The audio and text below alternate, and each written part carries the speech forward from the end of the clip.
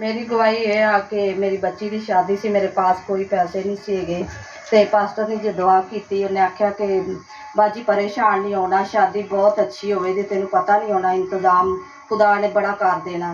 बाकी खुदा उनका शुक्र है कि बहुत अच्छा प्रोग्राम होया है, मैनू कोई पता नहीं लगा, खुदा ने सब कुछ मुहैया किया। मैं भी शुक्रिया अदा करनी है जो साड़ियाँ वास्ते दुआवां करता रहा, खुदा उनका शुक्र है, यीशु ने सारा कुछ मुहैया किया।